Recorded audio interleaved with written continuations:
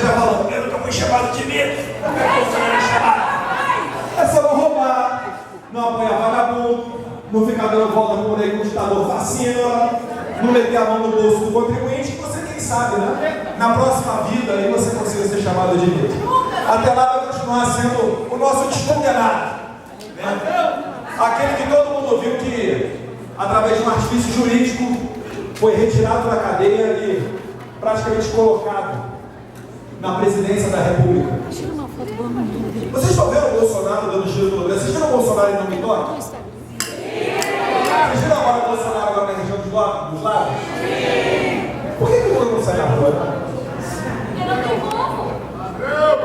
Ele saiu na maquininha do TSE, né?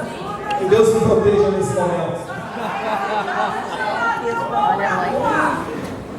Eles vão ter que passar de novo o chapéu para pegar o pão com mortadela para levar o pessoal para a rua de novo. E ainda assim, olha lá, né?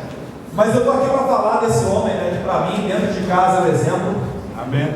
O Onix, eu parabenizo ele por fazer esse novo molde, vamos assim dizer. E se Deus quiser, Onix, a gente vai percorrer o Brasil inteiro levando essa mensagem.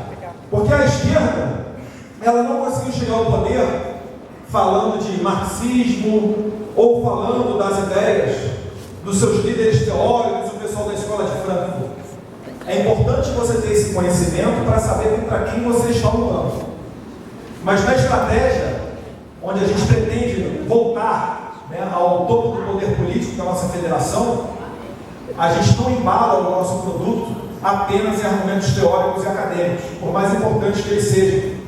Eu sou fã aqui do Gustavo Lopes, que falou no começo da escola de Frankfurt, do Gramsci, né?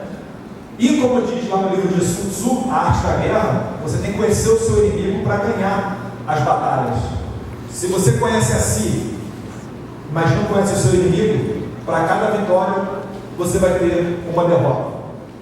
Se você conhece a si e conhece o seu inimigo, cada vez que você entrar no campo de batalha, você sairá vitorioso. Mas se você não conhece o seu inimigo e nem a si próprio, você vai perder todas as batalhas. E a gente está no momento em que a direita está engatinhando, né? A gente está descobrindo o que é ser conservador. Às vezes cai ali numa discussão do Twitter, às vezes até dentro das nossas famílias também. Mas a gente tem o principal, que são os valores do nosso coração, né?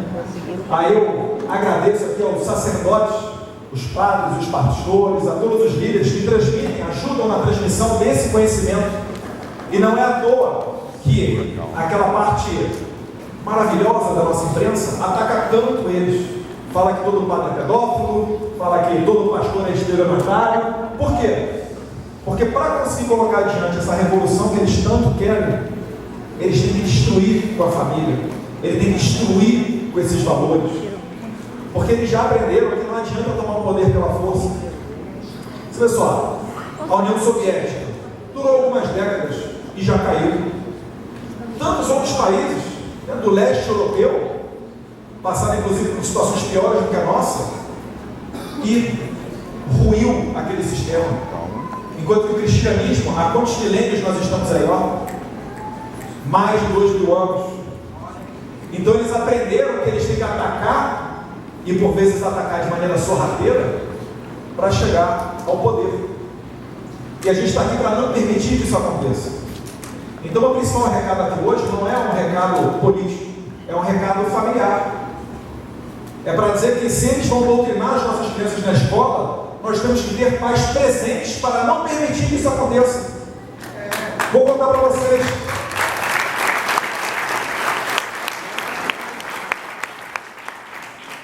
Vou contar para vocês algumas histórias aqui do pai de Jair Bolsonaro, né? Eu estudei em escola privada. E na minha escola tinha um professor de geografia, que inclusive chegou de Norterra a dar aula no MST. Vai vendo o nível. E então, para variar, todo o segundo grau, agora é ensino fundamental, né? Eu estou sentindo meu pai falando, às vezes meu pai chega e fala, é o ginásio, o científico, eu falo, cara, esse cara é velho mesmo. Agora estou eu aqui falando primeiro e segundo grau, o molecada deve olhar, pô, esse garotão aqui, careca aqui já. ensino fundamental, ensino médio, agora vai até o nono ano, né, o ensino fundamental. Isso. E, enfim, todo o segundo grau da minha sala, praticamente, o pessoal achava que o MST era um movimento justo, que o americano imperialista tem que acabar. No final das contas, você só vai descobrir o que é o mundo depois da faculdade. Quando você começa a pagar suas contas, aí eu começo a ver assim, calma aí, esse cara aqui está começando a ter noção de mundo. Antes disso, não adianta. Então, na minha escola, eu acabei aprendendo que a gente tinha um grande herói nacional chamado Lamarca. Quem conhece a história de Lamarca? Um desertor das Forças Armadas, contribuiu com o assassinato de alguns dos seus colegas. O terrorismo. Muito de terrorismo, inclusive Lamarca, a sua principal contribuição do Brasil, na verdade, foi passar pela cidade de Jair Bolsonaro e na troca de tiros com a força pública, que era PM naquela época, foi o que chamou a atenção do Bolsonaro e em contato com os militares ele entrou na mão, seguiu carreira militar e depois acabou desabando na política. Mas, quando eu falei isso para o meu pai em casa, eu falei, pai, o Lamarca é um herói. Meu pai deu um salto dessa altura. Aí ele falou, herói? E aí ele pegou umas fotos que ele tinha, alguns arquivos de época também, com o nosso patrão da Polícia Militar do Estado de São Paulo, o capitão, quase que eu falei o nome do coronel,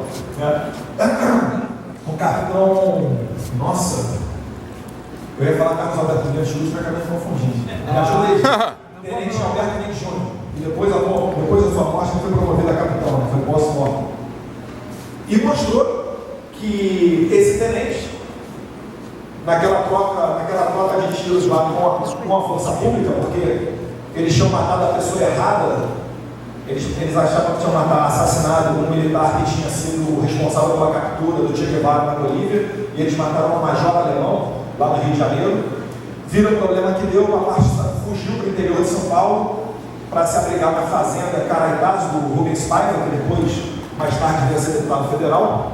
Eles tinham uma parede ali na região, e era a cidade que o Bolsonaro morava. Devia ter uns 14, 15, não mais de 16 anos de idade. E naquele momento ali, esse tenente, Alberto Mendes Júnior, ele se trocou por 15 reféns. O grupo do Lamarca tinha feito reféns civis, e na negociação o cara foi lá e se trocou pelos reféns. Para o Lamarca interessava, porque quando ele andava pelas matas, é melhor você se esconder no meio do mato, carregando só uma pessoa, do que carregando 15, talvez idosos, ou pessoas com dificuldade de locomoção no meio. Só que naquele momento foi feito um tribunal de justiçamento, e o padrão era a execução com um tiro na nuca. Só que um tiro na nuca atrairia o estopito, O estopim atrairia a atenção dos militares que já estavam na região. Então ele foi assassinado a golpes de coronhada na cabeça. E então meu pai falou, olha, esse aí é o teu herói, o cara que assassina os outros a sangue frio, a golpes de coronhada na cabeça do cara só porque ele era policial militar. E ali certamente a autoridade do meu pai foi muito maior do que a autoridade do meu professor. E aí está a chave para você impedir a doutrinação ideológica. Se nós nos fizermos presentes dentro de casa, olharmos os livros que os nossos filhos estão olhando, para ver se eles não estão aprendendo uma bobagem por ali, ter esse diálogo franco e aberto, se uma geração só fizer isso, a gente mata o problema da doutrinação ideológica sem precisar nem de projeto de lei. Concordam? Concordamos. Então, a partir de agora, igreja, vocês têm esse compromisso comigo? Sim! Muito obrigado, já estamos dando um passinho. Calma aí que eu vou tomar mais uma água aqui. Esse do meio sou eu, tá? A barriga. É porque eu tinha adenoide, não era mentira não, tá? Não acho que vocês preconceituosos falem alguma coisa. Sabe por que meu pai começou a acampar com a gente? A minha infância não foi diferente da maioria das famílias brasileiras, não. O meu pai no exército, ele teve um acidente de paraquedas. Um vento lá pegou ele, não era um parapente que ele conseguia controlar muito bem. Quando o vento pegou, ele deu de cara com a parede. Quando ele foi jogado contra a parede lá de um prédio, ele quebrou os dois braços. E quando ele caiu, ele quebrou as duas pernas. Cara de sorte, né? Não me pergunte como é que ele fazia para se limpar depois das suas necessidades fisiológicas. momento complicado. Mas a partir daí ele começou a se dedicar mais a fazer a caça submarina, né? Que foi o que os médicos falaram para ele naquele momento, que seria o esporte que ele conseguia praticar, porque ele era muito ativo, né? Inclusive o apelido dele de cavalo, porque ele corria muito durante a ESEFEX, a escola de educação física das Forças Armadas, e aí a gente desde pequeno teve essa educação. E ele sempre muito presente, né? Em que pese o trabalho em Brasília, mas as férias sempre eram todas juntas, né? O final de semana também, ia transmitindo esses valores. Então, quando eu chegava para acampar, era o seguinte: Flávio, você é mais velho, você vai montar aqui a barraca.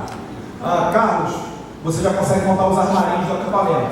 Eduardo, pequenininho, fica aí apertando fora para encher o nosso bote que a gente utilizava para sair para pescar. E depois de pegar o peixe, ensina a limpar, depois come, e assim você vai crescendo enquanto homem, né? Tendo um espelho aí de uma referência masculina na sua família. E eu acho que esse é o exemplo que nos falta hoje em dia.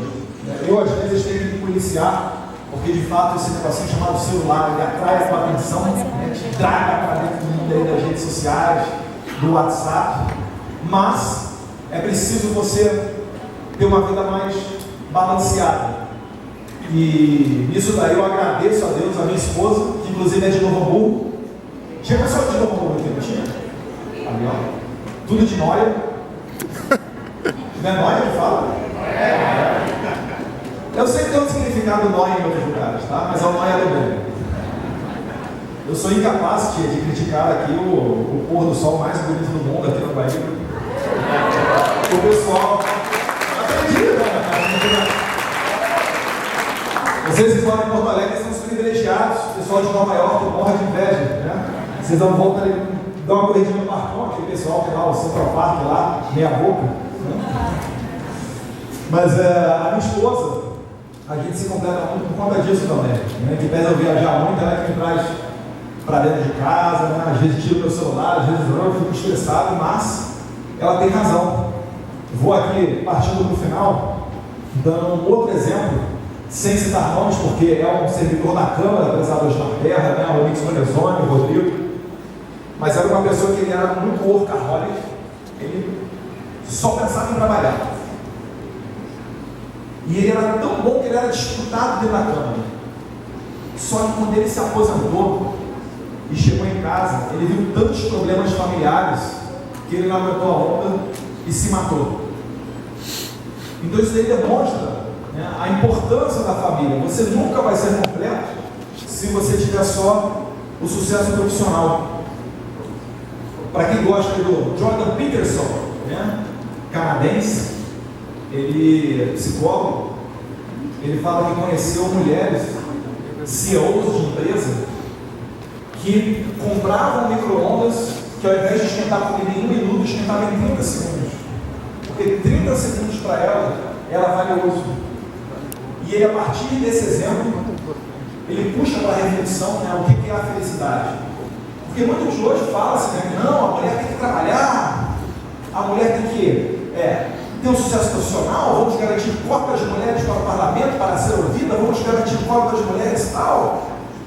E quando a minha esposa fala que ela quer ficar em casa para cuidar dos filhos, muita gente, né, inclusive da esquerda, acaba por criticá-la. E na verdade os nossos filhos são o nosso bem mais precioso. Mas pode ver, até quando você passa um aperto, quando você chega numa situação em que você tem que decidir entre pagar uma escola privada ou um plano de saúde, muitas pessoas optam pelo plano de saúde, porque querem garantir ali aquilo que é mais precioso na sua vida. E, enfim, o Jordan Peterson ele puxa para isso aí para perguntar o que é a felicidade. Então, mulheres, os passos que vocês acham que é interessante. Façam aquilo que o coração de vocês manda. Não se dobrem a esse pensamento que diz que não, a mulher valorosa é só aquela que trabalha no mercado privado. Negativo. Eu, graças a Deus, eu tenho condição, a minha esposa, ela consegue hoje, ela é digital influencer em casa, não é mais psicóloga, por causa daquela matéria que um jornalista, né, minimamente sem escrúpulos fez com ela. E aí ela parou de trabalhar enquanto psicóloga, e ela hoje em dia trabalha como influenciadora digital. Mas eu acredito que o espaço de cada um de nós tem que ser defendido dessa maneira, né? Sem se preocupar com o que os outros vão falar, ou sem entrar dentro daquela caixinha da esquerda. E eu vou finalizando aqui, nesse momento tranquilo. Aí a gente acampando aqui. Isso aqui é lá na região de Itarituba, ali Angra dos Reis, onde a gente tem a condição do Jair Bolsonaro de 10 milhões. Agora está reformadinha. Mas eu lembro que na época da matéria da Folha ele ofereceu 1 milhão, não apareceu ninguém para comprar, né? Nesse momento aqui em Porto Alegre, né, pesado, cadê o Ricardo Gomes? Tranquilo, inclusive partidário. Meu Deus do céu. Mas nesse 1 minuto que me resta, guerreiro, muito obrigado. Daqui a pouco ele vem aqui, me tira daqui. Eu queria deixar uma mensagem que muitos nos cobram sobre união.